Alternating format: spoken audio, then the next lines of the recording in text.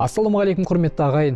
Бұл тәрбиелік бағдарлама. Бүгін бізде қонақта Қазақстан мұсылмандары діни басқармасы насихат және қоғаммен байланыс бөлімінің меңгерушісі Батыржан Берденұлы. Және бүгінгі бағдарламаның жүргізушісі Батыржан Ибрагим.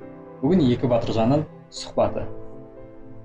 Батыржан ұстаз, бағдарламаға қош келдіңіз. Сізге уақыт тауып бүгін келдік, сізбен сұхбаттассақ деген. Атырау халқы сізді сағынып жатыр, сізді іздеп жатыр. Өткенде сізбен бірге суретімді салған едім, содан бері Батыржан ұстазбен бірге сұхбатты қашан шығарасыз, қашан жазасыз деп көп сұрақтар болды әлеуметтік желіде. Бисмиллахир-рахманир-рахим. Аллаға мадақ, пайғамбарымызға салауаттар болсын. Әрбір сөздің басы бисмилла дейді ғой. Аса рахымды, ерекше мейірімді Алланың атымен бастаймыз. Аллаға шүкір, міне елордамызға келіп, әсемде сұлу Нұрсұлтандай қаламызда, тағдырымызда осы жерде де қызмет жасау нәсіп бар екен. Осында келіп қалдық. Қазір міне келгелі 3 айға жуық уақыт болып қалды. 2 айдан асты, 3 айға жақындап қалды. Аллаға шүкір, жақсы жайлап қалыптасып, осы Қазақстан мұсылмандары діни басқармасының міне биыл осы діни шаңырағымызға 30 жыл толып отыр. Осы біздің мұсылмандар шаңырағында жұмыс жасап, ары қарай халқымызға осы дініміздің насихатталуында, дұрыс бағдар беруінде қызмет жасасақ деп келіп отырмыз, иншалла. Астанада жаурап жүрген жоқсыз ба? Нұрсұлтан қаласында. Енді әрине. Ауа райы бөлек, жақтың қысы, Алтай қысы болады. Әр өңірдің өзінің табиғаты болады ғой. Қысы салқын болса да, әзілдеп айтып қоямыз. Адамдары жылы болса болды деп. Сол секілді әрине біздің еліміздің бір үлкен ерекшелігі, біздің жерімізде, біздің отанымызда 4 маусым бар да, 4 маусымда маусым секілді өтеді. Қысты аңсасаң, елордаға келу керек. Жазда аңсасаң, сол Атырауға барсаң болады, Маңғыстауға барсаң болады, Шырайлы Шымкентке барсаң болады. Күзді аңсасаң, біздің мынау солтүстік жаққа барға болады. Көктемді аңсасаң, оңтүстік жаққа барға болады. Сол секілді әрине әр өңірдің өзінің табиғат ерекшеліктері ғой. Тоңа бастаған кездерімізде болды. Әбден жаңағыдай жылы аймақтарда қызмет жасағаннан кейін қалың киімдеріміздің жоқтығы да байқалып қалды. Әрине оның барлығы жүре түзеледі ғой, Құдай берсе. Үйренеміз. Осы жерде де Құдай берсе сіңісеміз деп отырмыз, иншалла. Әр аймақтың адамдары туралы айтып қалдық. Енді Атырауда 1 жыл емес, 2 жыл емес, 6 жыл қызмет жасадыңыз. Енді шыны керек, біз қызметті Алматыдан Атырауға қарай бағыттады. Бас мүфтидің тапсырмасымен сол жаққа бардық. Енді алғаш барған кезде шынында да қиналған күндеріміз болды. Ол жасырын емес. Табиғатынан да, адамдардың мінезінен де, жалпы мынау діни бағыттағы қызметтердің, діни адамдардың да кейбір қылықтарына шошыған күндеріміз де болды. Соңғы қызмет бабымен ауысып, Атыраудан кетіп бара жатқан кезде ерекше қимастық.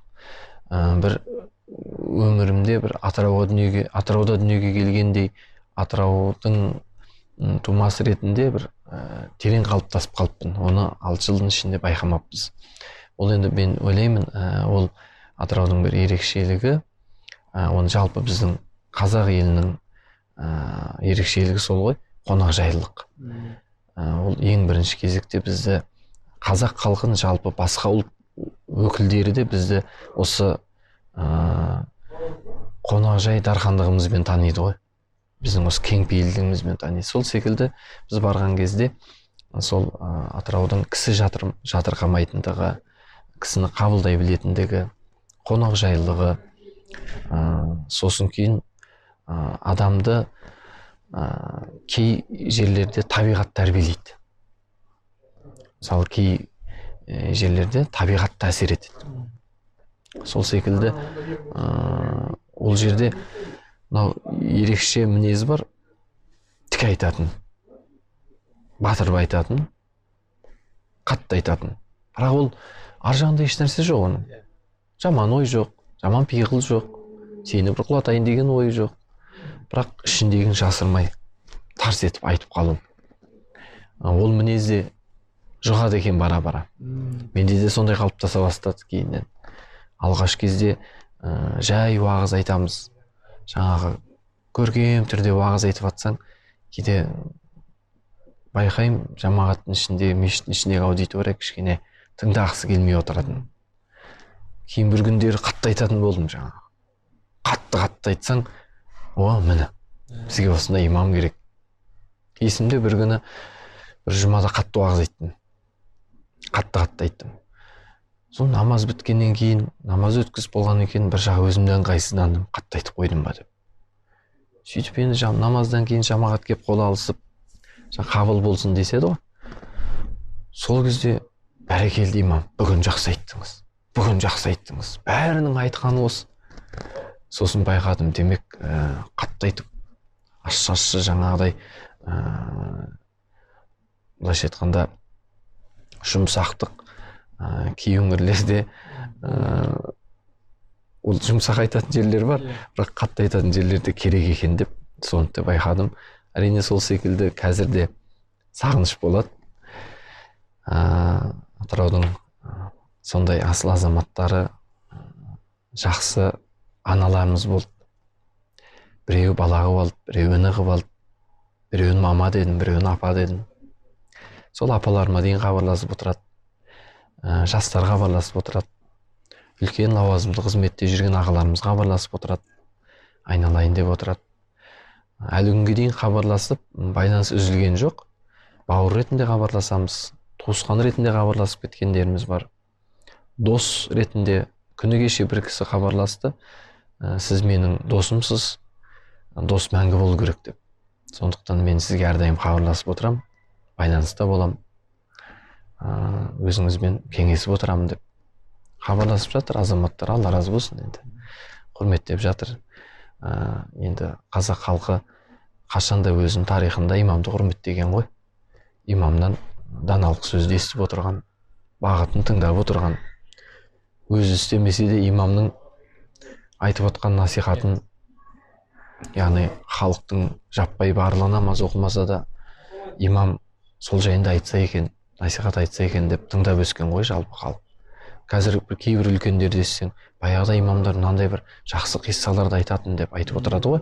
Сол секілді бұл енді халқымыздың осындай діни имамдарды, діни ұстаздарды, діни тұлғаларды қадірлей білу, қастерлей білу, құрметтей білуінің көріністері ғой, иншалла.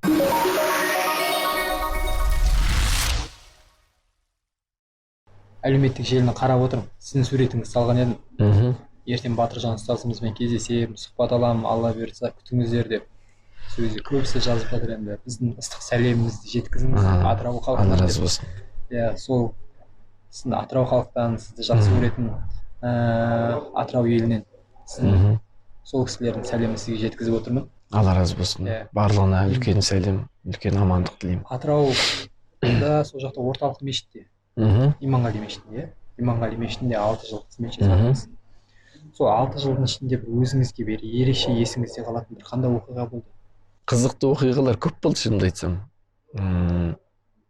Жалпы ол жамағаттың ішінде де, жамағаттан тыс уақытта да. Ал енді соған қарамастан кейде тартысты оқиғалар да көп болатын.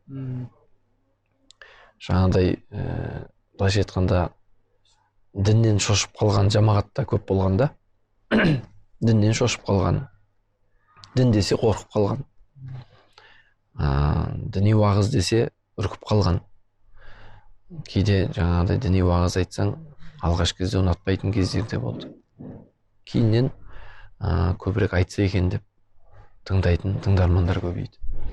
Өйткені біз енді діннің сұлулығын, діннің көркем мінезін, діннің жұмсақтығын, діннің тазалығын, діннің кісіні құрметтейтіндігін көбірек біз мынау жақсы қасиеттерді көбірек насихаттауымыз керек те. Ол бүгінгі күнде де керек. Ол жалпы бүгінгі қоғамда да үлкен аса қажет нәрсе, ол жақсылықты көп насихаттау керек. Сол секілді әрине қызықты, ішек сілеміз қатып күлген күндеріміз де болды кейбір нәрселерге. Кей күндер жылаған күндеріміз де болды. Қайдан тап болдым деген секілді. Көзімізден жас алып жылаған күндеріміз де болды. Қайдан келдім мен деп. Кімдермен отырмын деген секілді. Кімдерге тап болдым деген секілді. Қиын кездер де болды. Бірақ Аллаға шүкір, барлығы қызмет болғаннан кейін шыдау керек екен. Сонда мен көп нәрсені, екі нәрсені көп не істеп жүрдім да. Бірінші, осы дінді насихаттау, дінді насихаттап, дінді дұрыс жеткізу үшін адам өзі дұрыс болу керек. Соны өзіңді тәрбиелеуге тырысасың. Сонда Аллаға шүкір, енді біз көп жағдайда өзімізді дұрыстап, дұрыс жүруге, дұрыс тәрбие беруге, өзіміз дұрыс болуға тырыстық. Мысалы, мен 6 жыл қызмет жасасам, сол 6 жылдың ішінде мен сізге айтайын, көшеде мен женский шалбар киіп жүрген жоқпын ғой. Көшеде, базарда мен спортивка киіп жүрген жоқпын. Әрдайым кәсім шалбармен жүруге тырысатынмын. Базарға барсам да кәсім шалбар, тақия басымда, ақ көйлекпен жүремін, көк көйлек киемін, әйтеуір көйлекпен жүремін. Болды, спортқа баратын күндерім болды өзімнің. Мен волейболды жақсы көремін. Волейбол ойнайтын күндерім болды. Ол кезде мен кешкісін сол құптанға дейін немесе құптаннан кейінгі уақыттарда барам. Соның өзінде спортивный формада ешкім көріп қоймаса екен деген де кейде не болатын. Имам не болып кеткен деп қарамаса екен деген секілді. Сондықтан бір имам келбетімен жүрудің өзі де қиын. Соның бәрін ұстап жүру керек. Екінші, мынандай нәрсе көп менде болды. Жоқ деп айтпау. Мысалы, пайғамбарымыздың өмір деректерін насихаттаймыз ғой өзіміз. Мысалы, пайғамбарымыз саллаллаху алейхи дәуірінде, пайғамбарымыз өзінің өмірінде, мысалы, бір нәрсе сұрап келсе, мейлі ол нан сұрап келе ме, қаражат сұрап келе ме, садақа сұрап келе ме, пайғамбарымыз жоқ деген сөзді айтпайды екен да. Жоқ деген сөз. Жоқ деген сөзді бір-ақ жерде айтқан екен. Араб тілінде жоқ деген сөз лә деген сөз. Ля иляха иллалла дейміз ғой біз. Алладан басқа құдай жоқ дейміз ғой. Сол жердегі жоқ деген кезде ғана ләні айтқан дейді да, басқа уақытта айтпаған дейді. Осыны айтпауға тырысатын менде. Мысалы, бір кісі сен алдыңа садақа сұрап келеді. Бірақ іште қаражат жоқ. Кейде біреу мұқтаждықпен келеді. Сол адамға жоқ деп айтпауға тырысатын да. Жақсы, қараймыз, қарастырамыз, өтінішін жазыңыз. Болмай тұр деген сөзбен алмастыруға тырысатынмын. Жоқ, ақша жоқ, немесе қаражат жоқ, азық-түлік жоқ, қайдан беремін деген сөзді айтпауға тырысатынмын. Неге? Өйткені біз иман болғаннан кейін, яғни пайғамбарымыздың жолында жүргеннен кейін біз соған сай болуымыз керек. Осы нәрселерді көп мұқият қарауға тырысатынмын. Яғни жоқ деп айтпауға тырыстым. Болмай тұр. Сосын өзім қызметкерлерімде, жаңағы шаруашылық жұмыста жүрген азаматтарға да, жаңағы тағы да басқа адамдарға осы нәрсені көп насихатталуын талап еттім. Жоқ деп айтпаңыздар. Болмай тұр деп айтыңыздар. Болғанда береміз деп айтыңыздар. Келесі күн келіңіз деп айтыңыздар. Деген секілді. Әрине, имам болғаннан кейін, дін адам болғаннан кейін, жан-жақты сыналасын. Жан-жақты әртүрлі пікір айтылады. Оның бәріне көне білу керек. Барлығына шыдай білу керек. Біз имам болған екен, біреудің қуанышында жүреміз, біреудің қайғысында жүреміз, біреудің бақытында жүреміз. Мысалы, біреу қайтыс болады, үлкен өзінің Асқар-таудай әкесін жоғалтады. Ол үлкен қиналады, морально қиналады, ол шаңырақ. Сен сол шаңыраққа барасың. Ол шаңырақ сені көрген кезде бір сенен үміт күтеді. Бір басып айтады. Маған бір моральдық тұрғыда мені бір басады, сабырға шақырады. Сол үйге барасың, сабырға шақырасың. Сол үйдің қайғы болып жатқан үйге барып, солардың қайғысына ортақтасып, сен сол үйдің қайғысына моральдық тұрғыда енесің де, сол үйдің, шаңырақтың, әулеттің әрбір мүшесін басасың. Сол топырақ салуға барасың. Содан келесінде сен сол шараларды бітіріп пешке келіп атқан кезде бір отбасы келіп отырады, баласын құшағына алып, қуанып. Аға, азан шақырып ат қойып беріңізші, нәрестелі болдым, ұлды болдым деп, сіздің азан шақырғаныңыз жақсы көрем деп. Сен қайғылы маралда келіп жатқан адамсың, қуанышты маралға бұрылуың керексің. Қуанасың, бәрекелді. Сен анаған сабыр айттың, оның қияметтегі ахуалын айттың, ал сен бұрыласың да, бәрекелді, бауы берік болсын, кел айналайын деп, анаған әйтеуір жаңа көрімдігін бересің, бірдеңемен құр шығарып салмайын деп, сол баласына, сол әулетке қуанышына ортақтасасың. Сөйтіп отырғанда бір жастары келеді, екеуміз қиып беріңізші деп. Көрдіңіз бе? Ондай жағдайларға адам барлығына ене білу керек, барлығына төзе білу керек, барлығына шыдай білу керек. Ол өзімнің басымнан да өтті де. Қанша отбасыны, қайғыға түскен отбасыны басып жүрдік. Қаншама отбасыны жақсылыққа, сабырға шақырып жүрдік. Күндердің күні менде 1 жасқа толар-толмас кезде баламнан айырылып қалдым. Ол маған да ауыр болды. Не істерін білмей отырып қалдым. Кәдімгі жұма намазға шығайын деп отқан кезімде жұбайым хабарласты, шұғыл үйге жет деп. Балам ауырып жатыр деп, қиналып жатыр деп. Шұғыл жұмадан уағызға шығайын деп тұрған жерімнен орынбасарыма қалдырдым да жүгірдім. Өйткені дауыс басқаша шықты да, жұбайымның жылап жатқан дауыс шықты. Содан бардым, жаңағыдай баламыз жоғатты, енді Құдай берді, Алла өзі берді, өзі алды. Бірақ сабыр ету керек. Сен өзің жұртты сабырға шақырып жүрсің. Содан қысқасы енді баламызды жер қойнауына тапсырдық, жерледік. 1 аптадай ел жұртқа барып келдім. Сосын келесі аптада, кейін жамағат айтады оны. Келесі аптада күтіп отырдық дейді. Өзі жұманы жүргізем екен, өзі шығам екен, шыға алам екен, шыға алмас екен. Жұрттың алдына шығып насихат айта алам екен, айта алмас екен дегенде пікір қалыптасты бізден дейді. Кейін оны азаматтар айтып жатыр. Сол кезде мен 2-ші жұма өзім шықтым жұмаға. Жұмаға шығып, кәдімгі сабырлықпен уағызымды айтып, жұма намазында құтпамды оқып, намазды жүргіздім. Одан кейін 3-4 күн өткеннен кейін бір кісі келіп, рахмет айналайын.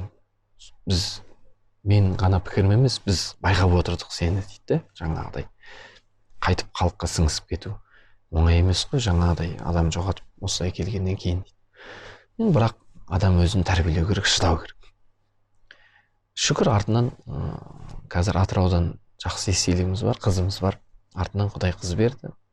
Қазір Атыраудың көздеп сүйіп отырамыз. Кішкентайымыз бар.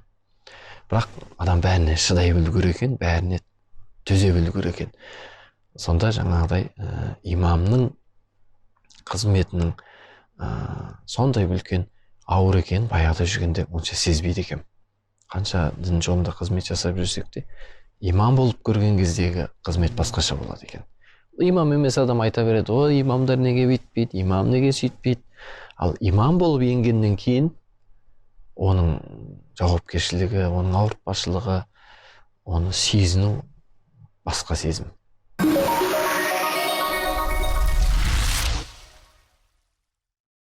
Бәріміз енді өмірде қиналатын кездеріміз болады енді. Рухани енді құлаған кездеріміз болады. Сізден бір не болсын енді, көп азаматтар осындай рухани бір азық іздеген кезде, бір өзіне бір күш-қуат бойына іздеген кезде, рухани жан дүниесін байыту үшін кімдерді тыңдаған дұрыс? Кімдерді өзіңіз осы кісілерді тыңдаған дұрыс деп айтасыз? Енді білесіз бе, бізде рухани иммунитетімізді, бізді рухтандырып отыратын біздің ең бірінші кезекте аталарымыз бен әжелеріміз болды ғой отбасымызда. Мысалы, қандай да бір жаңа өзің айтпақшы, құлап қалсаң, тығырыққа тіреліп қалсаң, атаң жақсы өсиет айтатын, әжең жақсы өсиет айтатын. Ата мен әженің өсиеті адамға бір демеу беретін, рухани күш беретін. Сол секілді ең бірінші сондай жағдайларда сондай аталармен, әжелермен сұхбаттасу керек те. Олар өмірді көрген ғой. Ол көп оқымаса да, бір үлкен академиялық мектепті бітірмесе де, бірақ өмірдің мектебін көргенде, оның басынан өткен. Сондықтан мен осы ақсақалдарды көп сұхбаттасуға тырысатын. Сондай бір жақсы ақсақал болды бізде. Сол кісі марқұм дүниеден озып кетті. Сол кісі бар кезде көп осы нелерді, сұхбаттарды көп жүргізіп жүрдік. Ақсақалдардың сұхбаты, өсиеті жақсы ғой, адамға рухани демеу береді. Сосын әжелер, сосын кейін, мынау енді әже деген екен айтып кетейін, кеше марқұм Ділдә әже қайтты ғой. Сол Ділдә әженің айтары, өсиеті өте керемет болады. Мен ол кісіге апта сайын барып дәріс беріп жүрдім. Көп сұхбаттасым ол кісімен. Көзін көрдім, өте ол кісімен қатты жақсы көретін. Апта сайын кешіксем, жаңағыдай келе алмай қалсам, телефон шалып қайдасың деп шақырады. Сонда өзінің өміріндегі сосын бұрынғы би шешендердің, көсемдердің сөздерін айтқанда, ана әженің қасында отырып тыңдай бергім келеді. Адам бір рухани дем алады. Сосын қазіргі кезде енді бұндай жағдайларда біз осындай көпті көрген рухани үлкен көсемдерді тыңдауымыз керек. Сұхбаттасып тұруымыз керек. Екінші, біздің руханиятымыз демдейтін әрине ол діни тұлғалар, діни қайраткерлер. Ғалымдар бар, ұстаздар бар. Одан кейін қазір имамдар бар ғой, жақсы психолог болып отырғанда, педагог болып отырғанда, жақсы бағдар беретінде, рухани адамға қайрат беретінде. Бірнеше қазір жақсы имамдарымыз сауатты ғой қазір. Имамдар жақсы бағдар береді. Сосын мынау әлеуметтік желіде жақсы исламтанушы теологтар, ғалымдар жақсы уағыз айтып жүр қазір. Бірақ уағызын тыңдаған бір басқа, өзімен дидарласып сұхбаттасқан бір басқа. Сосын мұндай адам өзі рухани әлсізденген кезде білесіз бе не істеу керек? Барып жетімдер үйіне бару керек.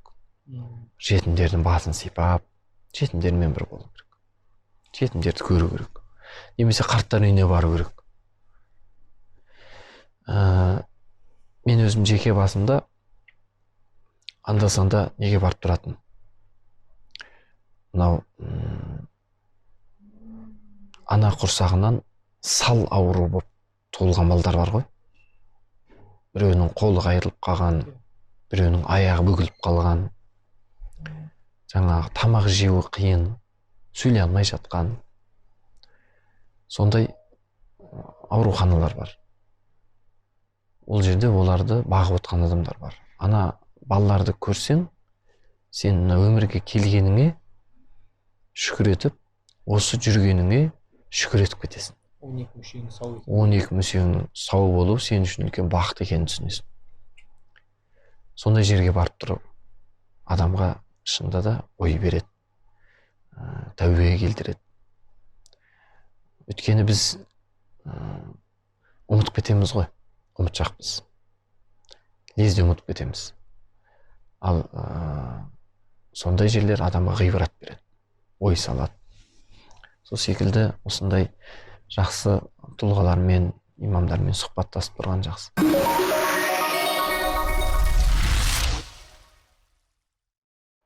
Біз көбінде қазіргі таңда мотивация іздейміз, бір рухани байлық іздейміз.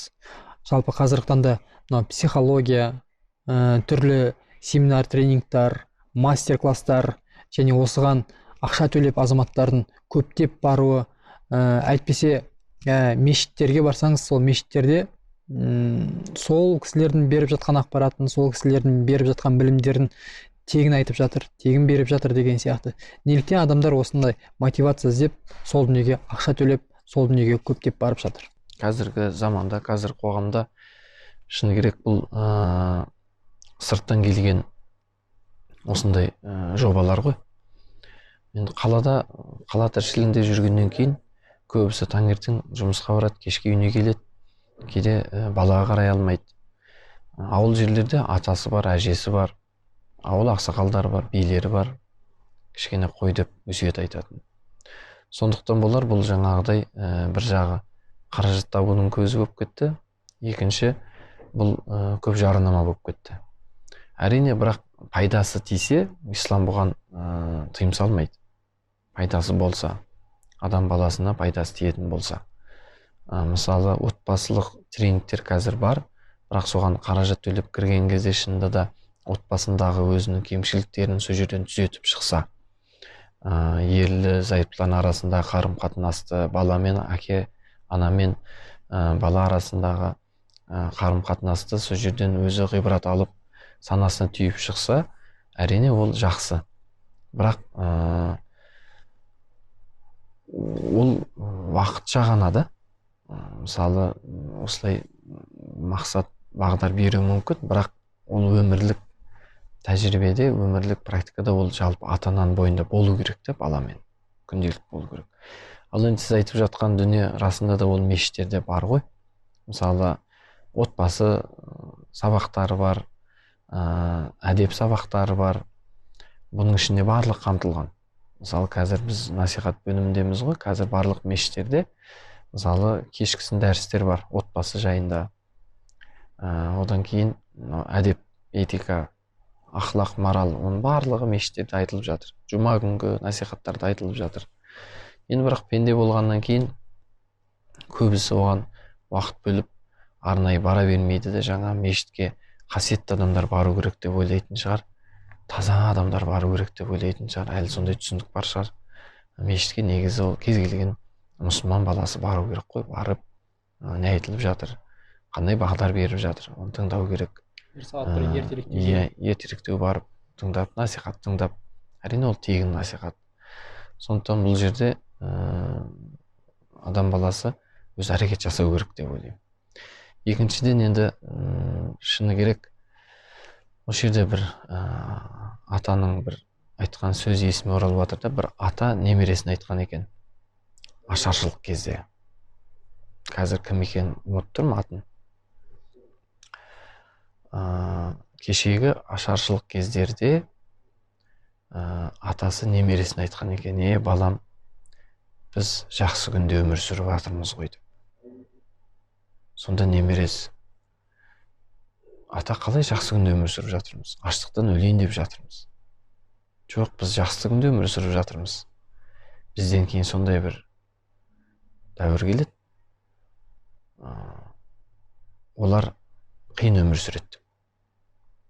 Сонда немересі атасынан сұраған кезде, атасы айтқан екен: біз жақсы өмірде сүріп жатырмыз дегенім, біз аштықта өмір сүріп жатсақ та Құдайды ұмытқан жоқпыз, қанағатшылды ұмытқан жоқпыз, екі нәрсені ұмытқан жоқпыз.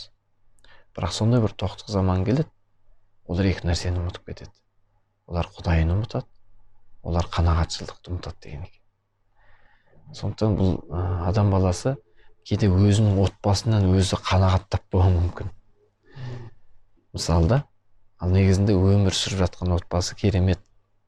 Ата-анасы бар, перзенттері бар. Бірақ солардың өздері өзінің отбасындағы болып жатқан дүниеге қанағат тұтпай, барып сырттан біреудің жаңағыдай отбасы жайындағы насихатына мұқтаж болуы мүмкін. Сондықтан біз өзіміз отбасыда әке әкенің рөлін, ана ананың рөлін, бала баланың рөлін, өзінің орнын білсе, ол әрине біз қаражат төлеп тренингке бармасақ та, бізге әке тәрбиесі, ана тәрбиесі жетер еді. Демек, жетіспей жатқандықтан барып жатқан шығар тренингтерге.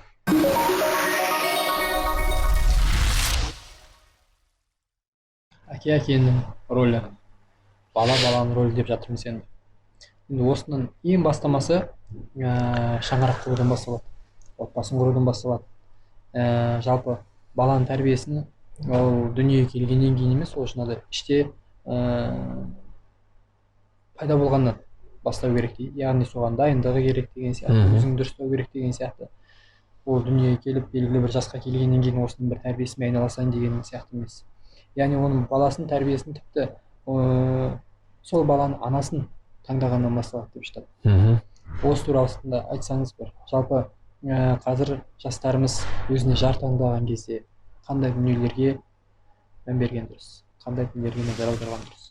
Бірінші, балаға тәрбие бермес бұрын баланың анасын таңдаудан бастатады. Яғни жар таңдаудан. Енді бізде қазақ халқында жақсы айтып кеткен ғой, шешесіне қарап қызын ал деп. мысалы. Ол бекер айтылмаған негіз. Тәрбие. Оның бәрі тәрбие. Сондықтан бірінші әрине біз пайғамбарымыз саллаллаху алейхи вассалам хадистерінде қызға үйленуде 4 нәрсені бұйырады. Жар таңдауда 4 нәрсені бұйырады. Бірінші, байлығына қараңыз дейді. Байлығына қараңыз. Дәулеттісі де сізге кедергі емес. Байлығына қараңыз. Екінші, оның тектілігіне қараңыз дейді. Қайдан шыққан, қай тектен, қай рудан деген секілді. Үшінші, оның сұлулығына қараңыз дейді. Жарыңыздың сұлулығы, балаңыздың да сұлулығы деген секілді. Төртінші, оның діндарлығына, имандылығына қараңыз дейді. Бірақ мен сіздерге имандылығына кеңес берер едім дейді. Қараңыз. Байлықпен де үйленіп жатқандар бар. Ол кедергі емес. Егер байлығы тәкаппарлыққа, байлығы менмендікке, оның дәулеті ол отбасы болып қалыптасуына емес, керісінше ол менменшілдікке алып баратын болса, ол байлықтан да сақтану керек. Ал енді тектілікте бұл үлкен рөл ойнайды. Өйткені тектілік, қыздың тектілігі ол ананың тектілігі әкесіне қарай бағаланады.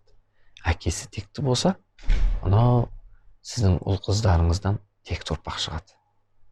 Ол рас, текті шығады, тектілігі. Үшінші, сұлулығы да керек. Бірақ имандылық. Имандылық дегенде нені түсінуіміз керек? Имандылық, ибалық деген біздің қазақ халқының тәрбиесінде қыздардың өзінің тәрбиесі болды. Иманды, ибалық тәрбиелейтін. Оны тәрбиелейтін ата-анасы болды. Сондықтан осы 4 нәрсенің біріне қарап, әсіресе имандылығына қарап үйлену керек жастар. Ол қыздың шынында да имандылығы болса, ол үлкенді сыйлай білетін болса, ерін сыйлай білетін болса, ол отбасында ағасын, інісін сыйлай білетін болса, демек ол иманды қыздан жақсы салиқалы ұрпақ келеді деген сөз иншалла.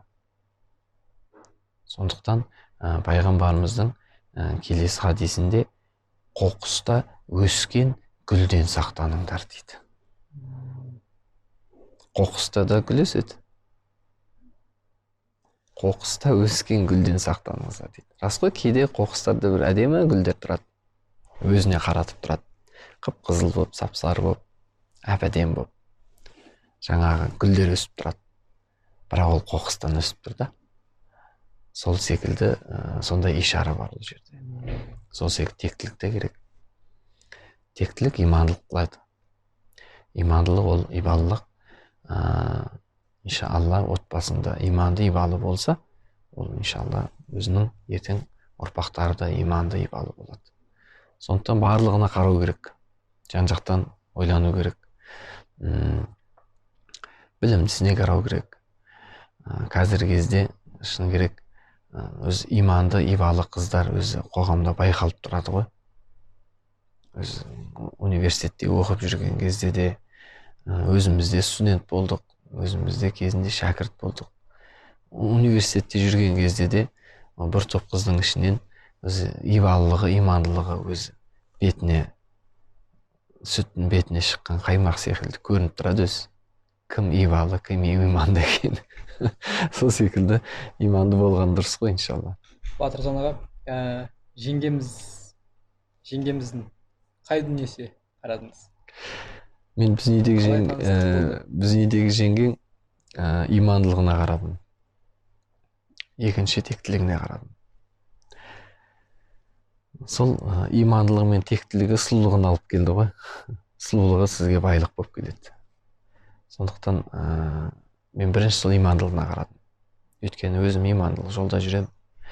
Ертең суымды дайындап, құманымды дайындап, менің дәрет суымды дайындай алатын қызы керек деген ой болды. Жас болсақ та соны ойладық.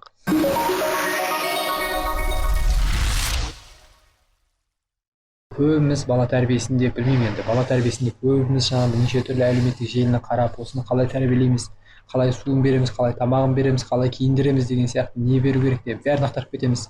Жалпы ата ана бала тәрбиесінде қандай дүниеге мән берген дұрыс? Бала тәрбиесі бар ғой. Ең дұрыс тәрбие қалай? Бала тәрбиесі ол ата анаға байланысты ғой. Бала 3 жасқа дейін, есін білгенге дейін ол еш нәрсесізден, былайша айтқанда 3 жасқа дейін ол есін білмейді деп айтады ғой әлі. Жатқа білмейді көп нәрсені. 3 жастан кейін басталады. Ата-ананың тәрбиесі жүріс тұрысынан ғой, үйінде болды. Сөйлеуін, тамақ ішуін, киінуін, қарым-қатынасын түзесе болды, сол тәрбие ғой балаға. Оны отырғызып қойып, мынаны бүйтсең тәрбие болады, мынаны бүйтсең тәрбие болмайды деп үйреткеннен пайда шықпайды ол. Ол өзі практик болу керек үйде. Үйде практик болмаса, ол қанша рет оны, мысалы, айталық, бір әке өзі темекі шегеді, мысалы, темекі тартады. Баласына темекі тартпа деп айта ала ма? Айта алмайды. Кейде 3 жас, 4 жас балалар қаламды, ручканы немесе бір кішкентай аяқталып алады да, бүйтіп темекі шегіп жүреді. Ойнап жүрсін. Ойнап жүрсін. Қайдан көрген соны? Үйден көрді. Біреуден көрді соны. Сондықтан ол ата-ананың тәрбиесі, біз айтамыз, енді айтатын насихат көп қой. Айтатын сөз көп, даналық сөз де көп. Сөзден гөрі ең бірінші іс керек. Іс дұрыс болса, ол соны тәрбиесін алады. Бала тәрбиесінде әурет мәселесі өте маңызды. Ата-ананың. Мен осы өзім соны қатты ұстанам. Жаңағыдай балалардың алдында қалай осылай киінбеу керек ата-ана. Мен қысқа шорты кимеймін үйде. Балаларым кішкентай кезінен. Тәрбие солай болу керек. Әкені әке деп білу керек. Әкеге қарап бой түзейді бала. Сондықтан сосын өзім практикамда айтайын, бұл Құранның тәрбиесі. 3 мезгілде балаларыңды бөлмелеріңе рұқсатпен кірсін дейді. Таңғы, түскі, кешкі мезгілдер. Ата-ананың киім ауыстыратын кездер. Баланың көзінше ешқашан ата-ана шешінбеу керек. Ешқашан. Тәрбиелі болу керек. Баламен әке моншаға барып жатады кейде. Қоғамдық моншаларға барып, ол дұрыс емес. Баламен үйде сөйлескен кезде, енді тілі шығып, үлкейгеннен кейін, оны өзің досыңдай сөйлес дейді ғой. Сөйлесу керек баламен. Әңгімелесу керек, тыңдау керек. Бала тәрбиесіне қатысты айтылатын дүниелер көп қой. Бірақ біздің ұстанымыз адам өзі іс-әрекетімен практикалық түрде өзі дұрыс болу керек деп ойлаймын. Баланы тәрбиелеме, өзің тәрбиеле. Өзің тәрбиеле дейді. Сен айнасын өткен.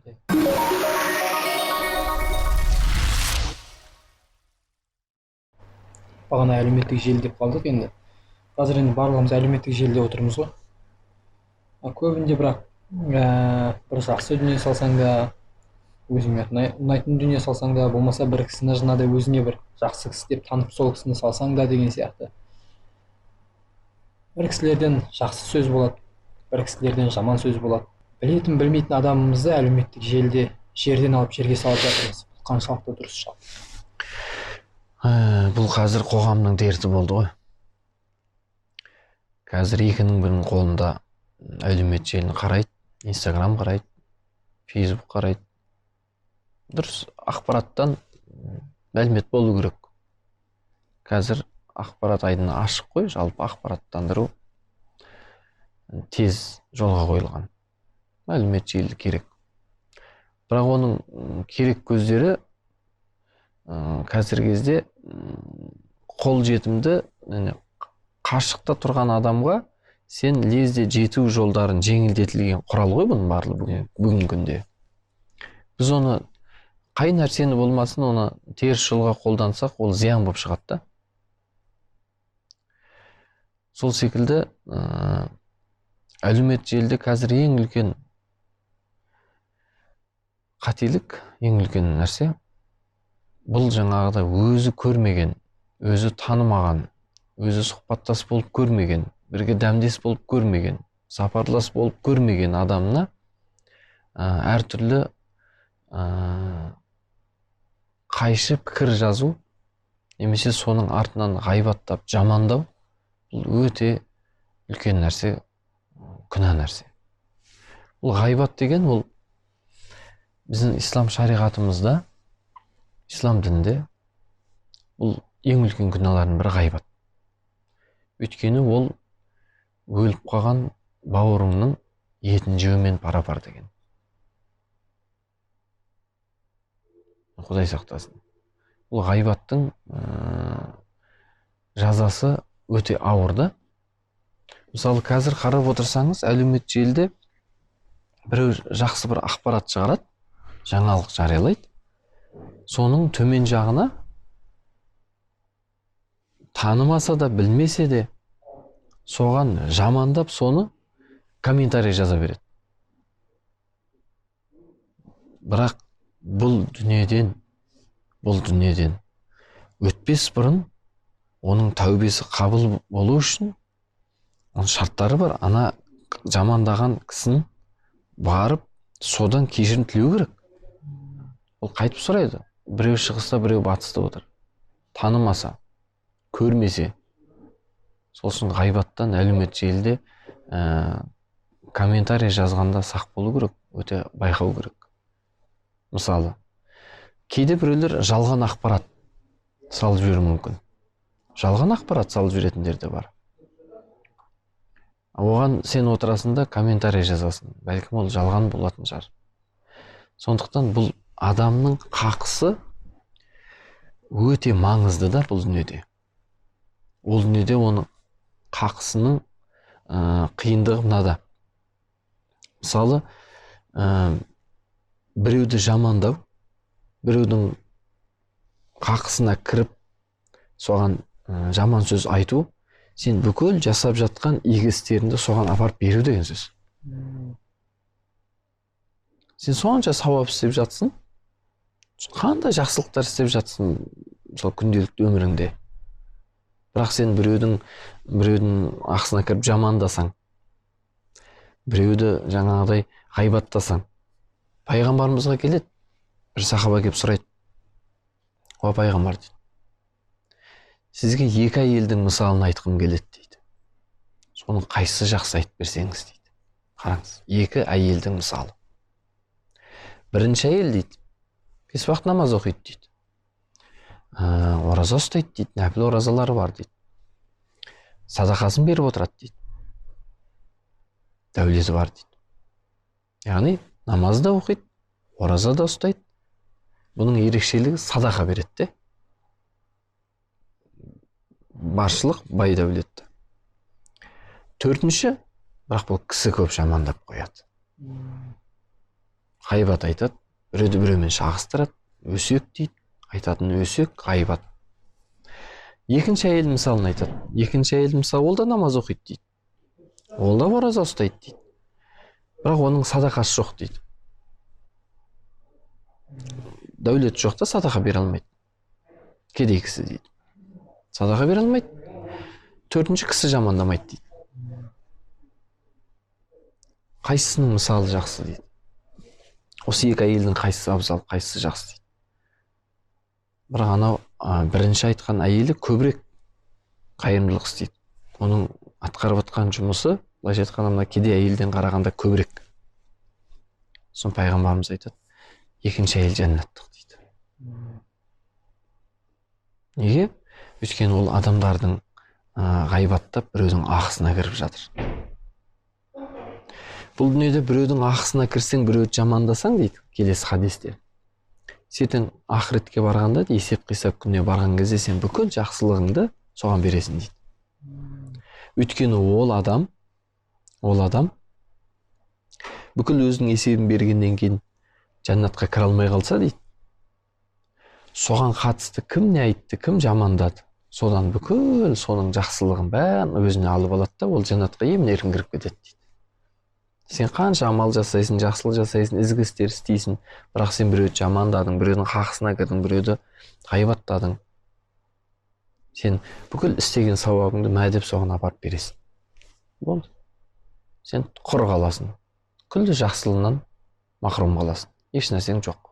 Жинаған бонусың барлығы кетті, сауабың кетті деген сөз. Көрдіңіз бе? Ал сен қазір әлеуметтік желіде ашып қарасаң, біреу деп жаңалық жариялайды, ой деп кетеді біреу. Бір 2-3 жақсы бір комментарий келіп жатады да, одан кейін біреу бастайды, анаған кіреді. Ол мынандай, бітті. Ал оны тани ма? Ол шынымен сондай ма? Ол сонымен шынымен, ол үшін, ол адамды танып жасау үшін не сапарлас болу керек, не бір сұхбаттас болу керек, дәмдес болу керек, онымен не бір көрші болу керек. Оны танымайды, оның ақысына кірді, кетті. А ол бүкіл сауабынан айырылды деген сөз. Тіпті ол осы дүниеде жүріп, бүкіл жақсылығын қолына мәдеп беріп қойған адаммен тең. Сондықтан ол әлеуметтік желіде қазір біз жақсы жаңалық жариялады ма, жақсылығын айту керек болды. Жақсы болған екен, құтты болсын, болды. Болмаса үндеме. Болмаса үндеме. Пайғамбар саллаллаху айтты ғой, сен Аллаға сенсең, ақырет күніне сенсең, жақсы сөз сөйле, немесе үндеме деді, болды. Жақсы сөз сөйлей аласың ба? Сөйле. Жақсы сөз жарым ырыс. Сөйле. Сөйлей алмайсың ба? Үндеме. Үндемеген, сол жақсы, жаман сөз айтқаннан сол үндемей отырған сол сен үшін ең үлкен абзалы сол. Қара да үндеме. Мен өзім әлеуметтік желіде қарап отырам, бірақ көп нәрсе жазбаймын. Анда-санда жаңағыдай бір тамада шықты, ол лайк басқаннан гөрі сауап жина деп. Енді біреу жақсы нәрсені жасап жатса, ұлды болдым деп жариялап жатса, бәрекелді құтты болсын деп жазып қоямыз. Бірақ мынау нәрселерге негативті нәрсе жазбаймын мен. Сосын кіріспеймін, бір қараймын да отыра беремін. Ақпарат шынайы ма, шынайы емес, қайдан білеміз оны? Бір күні әлеуметтік желіні қарап отырсам, мынау Әзірет Сұлтан мешіті осы жаңа жыл қарсаңы жақындап қалған кез, 2016 ма еді, 2017 ме еді, есімде жоқ. Шырша қойды деген. Иә, фонтанға негізі гүл қойған. Мешіт қызметкерлері гүлдің барлығын жинағанда, ананың бәрін жақсылап тазалап бір суарайын деген, сөйтіп фонтанға бәрі гүлдің бәрін жинап қойған. Гүлді жинап қойған. Гүлдан жерге құры тұрмасын дедім. Bir жағы ашық тұр, бір жағы гүл өсіріп жатыр. Гүл жақсы ғой адамға, мешітке кіргенге де әдемі. Гүлді жинап қойған. Сосын олар, ой, мынау Әзірет Сұлтан мешіті шырша жинап жатыр, шырша қойды оңбағандар деп біреу жазды. Ақ қарасын ажыратқан жоқ. Видео салды. Видео салды. Сөйтіп соған біреу видео салып қойыпты. Ол Әзірет Сұлтан мешіті ең алғашқы салынып жатқан кезде бір ішінде бір төбесінен бір электр бір замыкание болды ма, бір не болды да, іші кішкене өрт шықты ғой ішінен. Михрабтың төбесі ме білмеймін, қазір есімде жоқ. Кішкене өрт шықты да, сол өрт шыққан кішкене бөлік ол да әлеуметтік желіге тарағанда, соны бір әйел өзінің постына жариялап қойыпты. Кеше Әзірет Сұлтан мешіті имамдары, оңбағандар шыршаны жинап еді, бүгін міне өртеніп кетті.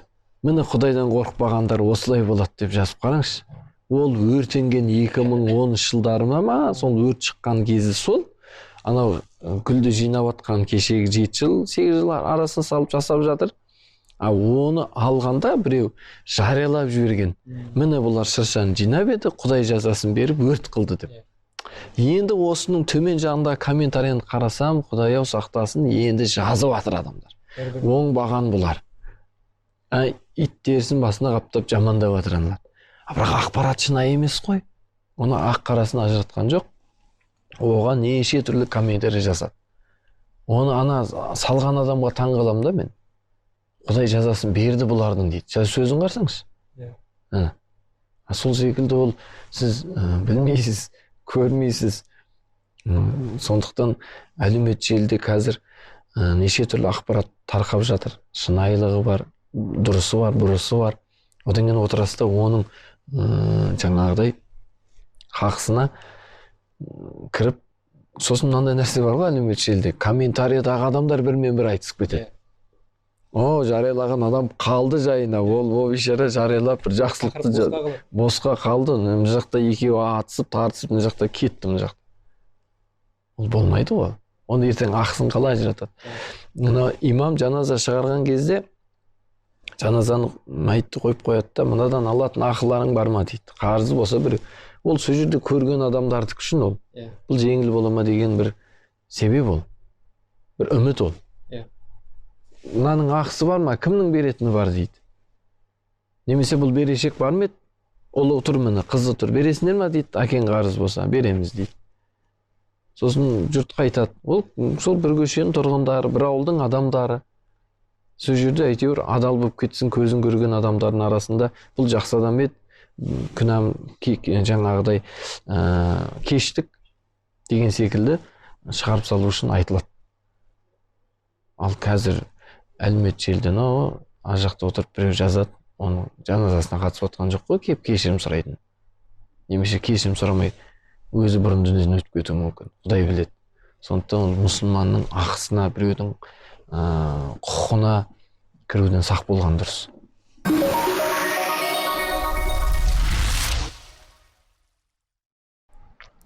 Соңғы бір сұрақ болсын. Қазір бақытты әркім әр жақтан іздейді. Ал негізгі осы бақытты адамның формуласы қандай? Енді бақытты адам деген сөз, ол адамның өзіне байланысты. Бақытты болу. Мысалда ол байлықта емес бақытты болу. Бақытты болу атақты болуда емес. Бақытты болу мансапта емес. Егер адам өзінің өмірін қанағатсыз тұтып, өзінің өміріне қанағаттанбай, біреудің өміріне қызықса, әрине бақытсыз болады ол. Шетел асып жүрген бір жақсы бір әншіні немесе мәдениет қайраткерін көріп, осылар бір бақытты ғой деп, өзі ауылда жүріп, соны бақытты деп сезінсе, бәлкім сол айтып жатқан әншісі ауылдағылар бақытты ше, ауылда тұрады, ауылға барып тұрғым келеді деп, сол бақытты ауылдан іздеп жүруі мүмкін сол адам. Сондықтан мен өзім ойлаймын, жалпы бақытты болу үшін біреуге қызығып бақыт болмау керек, адам өзіне мен бақыттымын деп сезіну керек қой болды. Мысалы, қанша отбасы бар да, мысалы перзент көре алмай отқан. Олардың бақыты перзент. Перзентті болу олар үшін үлкен бақыт. Бірақ бір бойдағы азамат жүрді, мен әйел алсам бақытты болам деп жүр. Мысалы, ол әйел алсам, оның бақыты әйел болуы мүмкін. Ол үйленсе бақытты болам деп жүр. Ол соны қойған санасына да. Бірақ екі ерлі зайыпты отыр, отбасында отыр, олардың перзенті жоқ мүлде. Олардың бақыты перзент болып отыр. Бірақ бір кедейдің бақыты байлық болуы мүмкін. Оның үйі де бар, ауылда малда болуы мүмкін, бала шағасы да бар. Ол жаңағы екі айтқан кісінің барлық нәрсесі ода болуы мүмкін.